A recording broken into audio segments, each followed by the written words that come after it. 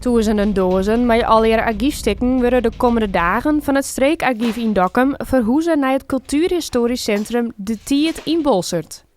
De documenten binnen archiefmateriaal van de vroegere gemeenten Bolsert en Snits, die het opgien binnen in de gemeente Zuidwest-Friesland.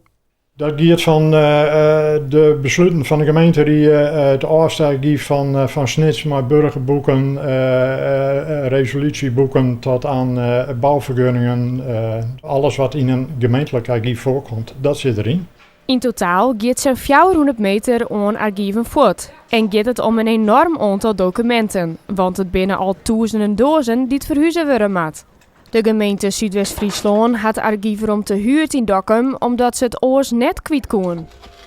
Nou, de gemeente Zuidwest-Friesland is natuurlijk ook zo'n fusiegemeente waar een aantal gemeentehuizen opheven waren. En in die gemeentehuizen hingen ze wel archiefbewaarplaatsen, maar als die opheven worden, ja, dan moet ze ergens maar dat archief vinden. En in Snits of in Bolsert wie geen plak genoeg, dus dan zagen ze oren plakken, werd het archief wel veilig opslaan worden koer. Ook eigen archieven van de gemeente Noord-Friesland worden veilig bewaren in het archiefdepot van het Dokkumer Streekarchief. Dit binnen verskaten documenten van meerdere gemeentes met een belangrijke waarde. Archieven hebben natuurlijk in het eerste plaats een administratieve waarde en bewijs van wat doet de gemeente. En dat verhoort dan in een soort historische waarde. Een heel soort mensen binnen op ziek naar dingen die in het verliezen bad binnen, om dat weer uit te zieken. En dat varieert van hoe oud is mijn huis, is er ooit een verbouwing geweest of wanneer is die straatnaam gekomen en naar wie en dat soort dingen. De oudste documenten die je lezen binnen de resolutieboeken van Dokkum, van eind 16e eeuw.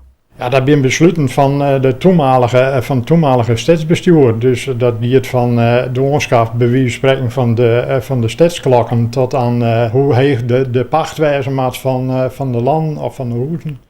Bij de verhuizing van de archiefstukken naar Bolsert komt er weer ruimte vrij in het streekarchief.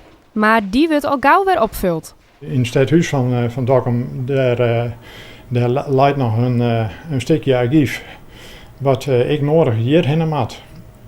Dus die ruimte wordt zeker weer opgevuld.